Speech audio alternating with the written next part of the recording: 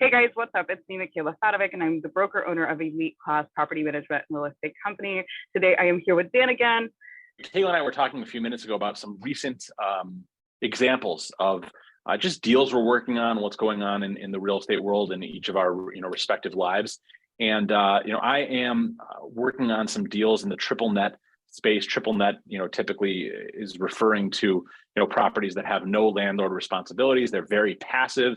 In many cases, the landlords live in different states. They don't pay any of the taxes, the insurance, the maintenance, nothing. The tenant pays for all of that. And there's a specific client that I'm working with who has a fast food restaurant in Texas, a Burger King. And this just gives you a great example as to how hands-off these types of properties are.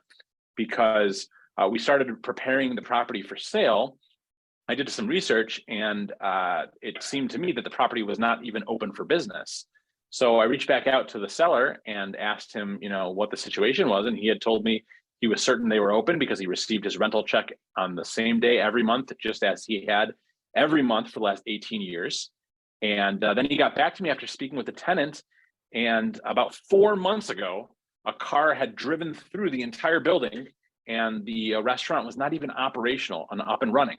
However, because it's a triple net property, the tenant is responsible for the taxes, the insurance, the maintenance, and the repair of the property. And the landlord continues to receive his check while the tenant repairs the building that the landlord owns. So that's just a really cool example of how some triple net, how triple net properties work, and examples of just how passive they are for the landlord. Yep, that's the nice thing about being a landlord with the triple net leases is the fact that you literally do not have to do anything. You just sit back, collect the check, and then you'll never even know if somebody runs into your building for months. Yeah, and it's more common than people would think. I mean, I can think of probably 3 examples of properties that here as a brokerage we've sold in the last probably 6 or 8 months, where during due diligence or right before the property was supposed to be put up for sale, a car drove through the building. So it does, it does happen. And, maybe that's one of the disadvantages of the fact that typically these properties are on well-traveled, thoroughfares that have a lot of visibility, is that, sometimes cars do end up crashing right through the building. I mean, I guess that's like a nice little highlight in the disclosure, but do you guys have to disclose that type of stuff? What, that the property was hit by a car? Yeah. I mean, if the property is on the market and something like that happens, yeah, we're going to communicate that to the buyer. But if it's happened in the past, I don't even think that we would have, any knowledge of that. I don't think that, we would know that something like that happened. Just true. like, we'd have to get information from the seller who would tell us, like, for example, if a roof is put on a property, there's no record that was done unless a lien was made by the contractor. So obviously if there were liens that were put on the property, those would show up in a title search and we would know about them.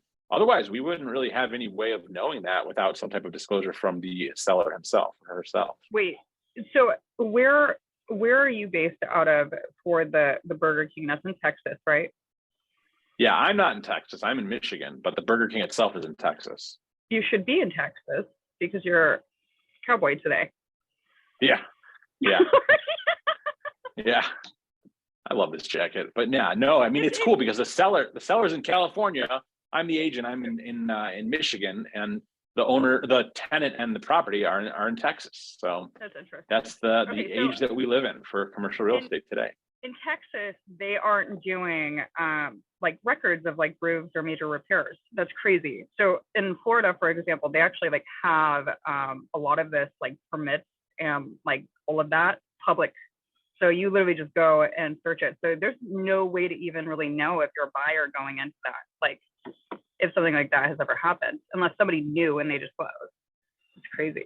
Yeah, I mean, I guess you could, as a buyer, you could look in your due diligence, you could look at the, with the records with the city and see if there were, what kind of permits were pulled and if any of them were open. I just don't think that the majority of buyers do that in their due diligence because they're doing a property condition assessment anyway, a PCA, checking the condition of the property. And in most cases, the properties are in pretty good shape because they have to be upkept by the tenant. And at any point, the landlord can come in and send a letter to the tenant and say, hey, your lease requires you to maintain all of these, aspects of the building. I feel that they're not up to par. Get your act and get yourself in line. So, these properties are typically very well maintained, to begin with. That's crazy though. It must have been nice though. It's like, hey, by the way, the building got struck by a car. Everything's fine. Here's your rent check. And the owner's just like, okay. Exactly. He had no idea. I mean, let's see, December, January, February, March, 4 months, had no idea that this happened. He wouldn't have had any idea had I not started looking into it. I wonder if the tenant's insurance actually like covered it.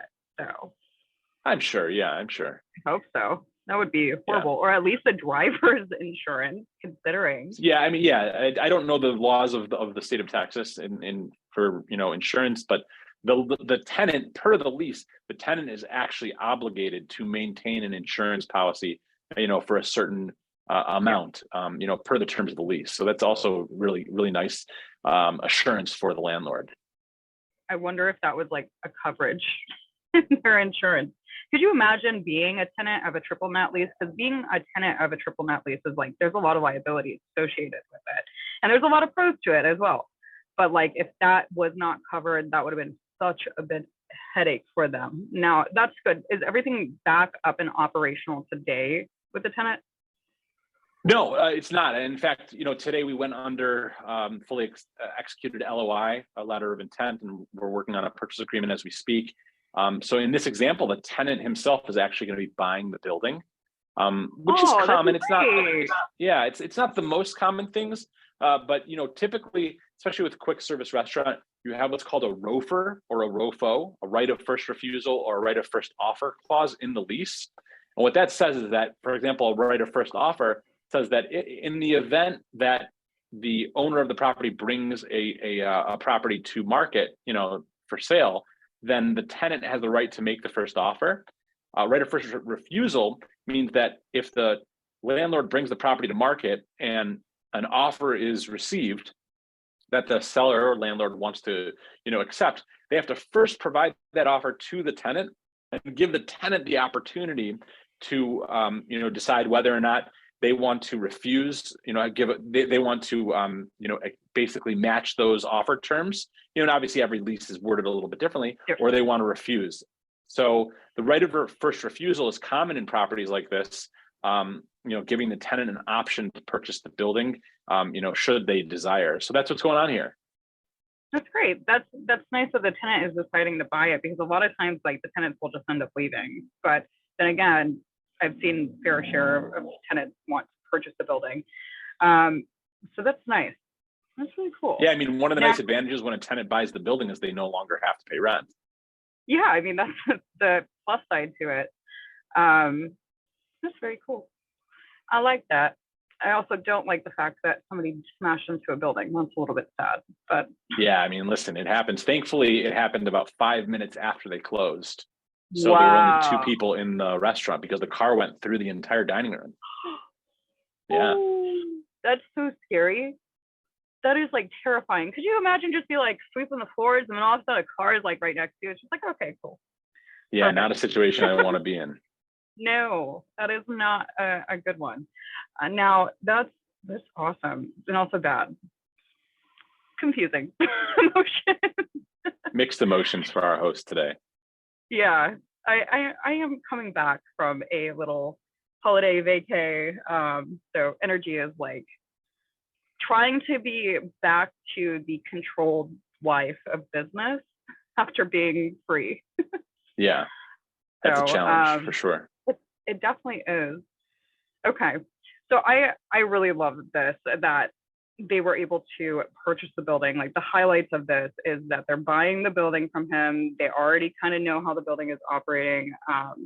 It sucks that they had to go through that with the car. Now, would the owner, was he going to end up selling it as is, like with that damage on market, if the tenants decided not to buy it? Or? I mean, so we were planning on marketing it, before we knew about this incident, at the building. So had the tenant not purchased, I mean, we'd be in a situation where the building would need to be repaired. The tenant would be responsible for repair. Myself as a broker, I would want the tenant to repair it as soon as possible. I don't want a new buyer coming in and having to, deal with a property that isn't open and that isn't fixed. So probably what I would do in that situation is have the landlord, speak with the tenant and say, hey, listen, it's been 4 months. We got to get this thing fixed up, get it operational, get it running per the lease, and then kind of go from there. But, this was potentially going to be a big monkey wrench in the deal. But, thankfully it worked out in a way that everyone's happy, and it's going to be quick, and we'll get it done. Everyone will walk out with what they are hoping for from the transaction. Now, did the just like out of pure curiosity, did the seller have to like discount the purchase price at all, considering that there was like a huge repair needed, or no? Well, no, because keep in mind I'm answering a question generally, not in this specific example, but keep in mind it's the tenant's responsibility to fix it. Of course, yeah. So it's not like deferred maintenance as a building owner, right, where the responsibility is on you to fix the building. So here you've got a situation where the tenant is supposed to be fixing the building, and they just haven't, which is why I would advocate for the tenant to fix the property before it's sold. Again, in this situation, the tenant is buying it, so tenant's problem anyway. It's probably good that they're buying it. Like, if you really think of it, could you imagine having to fix that and then somebody else is buying it? As a tenant, I would be a little bit like frustrated. That's for sure. But I'm happy that they chose to buy it, considering that they already have to do the repairs. Wow. How much did they sell it for? $1,242,680. Is there any sense in that? No sense. Okay. That's great though. That's awesome. Yeah, it's a very low price point quick service restaurant. Typically they're more in the $1,750,000 to $2.5 million range.